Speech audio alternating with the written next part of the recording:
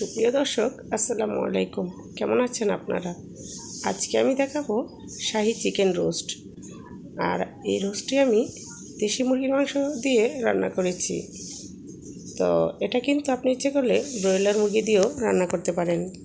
আর এভাবে যদিও রোস্ট আপনি রান্না করেন তাহলে কিন্তু আশা করি পরিবারের সকলে খুব পছন্দ করবে। তো আমি কিন্তু মুরগিগুলোকে ভালো করে ধুয়ে লবণ দিয়ে তারপরে ভেজে নিয়েছি। আর ওই ভাজা তেলের মধ্যে দিয়ে দিয়েছি তেজপাতা, লং, দারচিনি, এলাচ। এবার দিয়ে দিয়েছি পেঁয়াজ কুচি। পেঁয়াজ কুচিগুলোকে দিয়ে ভালো করে নেড়েচেড়ে ভেজে নিব আর সামান্য লবণ দিয়ে দিব। লবণ দিলে পেঁয়াজ কুচিটা খুব ভালো ভাজা হয়ে যায়। তো পেঁয়াজটা যখন ভাজা হয়ে গিয়েছে আমি দিয়ে দিচ্ছি এখানে বাদাম বাটা। আর বাদাম কিন্তু যে কোনো ধরনের ব্যবহার করতে পারবেন। দিয়ে দিচ্ছি আদা রসুন বাটা। এবার দিয়ে দিচ্ছি সামান্য মরিচের গুঁড়ো।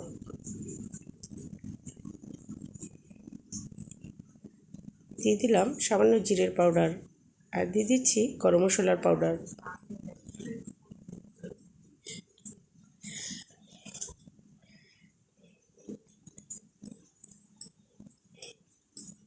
এবার সামান্য পানি দিয়ে মশলাটাকে কষিয়ে নেব।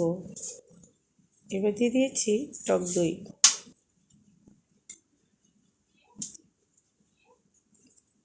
তারপরে দিয়ে দিলাম টমেটো পিউরি।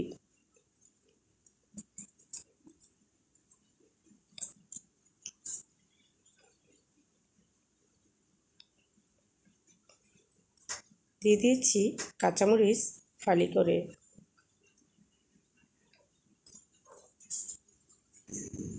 এবার দিয়ে দিব রোস্টের মশলা। আর এটা কিন্তু আমি বাজার থেকে কিনে এনেছি। আপনি যে কোনো ব্র্যান্ডের প্যাকেট নিয়ে নিতে পারেন।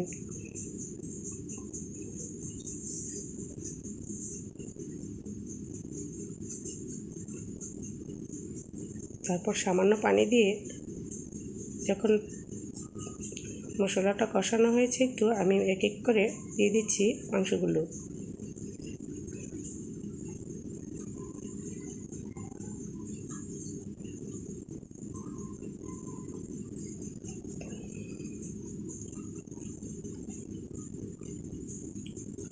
এবার নেড়েচেড়ে একটু ঢেকে রান্না করছি।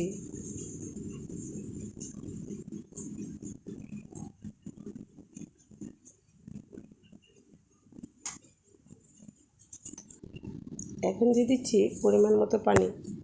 আর যেহেতু মুরগিগুলোকে আগেই ভেজে নেওয়া হয়েছে তাই পানিটা অতটা বেশি লাগবে না। রোস্টে বেশি পানি দিলে রোস্টের স্বাদ নষ্ট হয়ে যায়।